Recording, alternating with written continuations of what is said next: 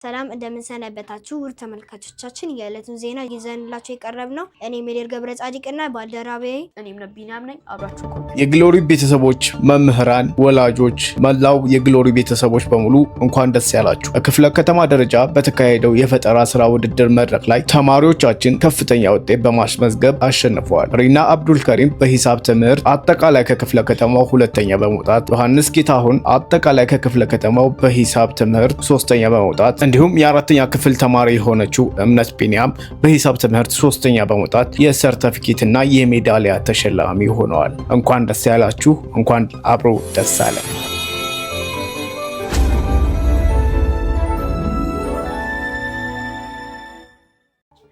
የሶስተኛው ሩብ ዓመት ሁለተኛ የሙከራ ፈተና በያዝነው ሳምንት በሁሉም ግቢዎች በተሳካ ሁኔታ መሰጠቱ ተገልጿል።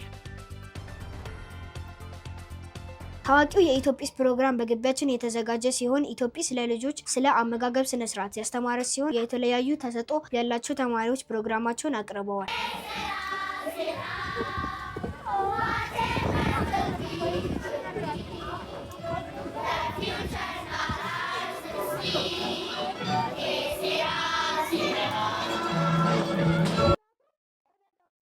የአምስተኛ ክፍል ተማሪዎች ተዘጋጅቶ የቀረበ ዝግጅት ብዙዎች አስደንቋል። ማህበረሰቡ የሚጠቀምባቸው ሀገረሰባዊ መዝሙራት በውዝዋዜ ጥበብ ማክበር እና ማድነቅ በሚል ርዕስ የተለያዩ ስራዎችን አቅርበዋል።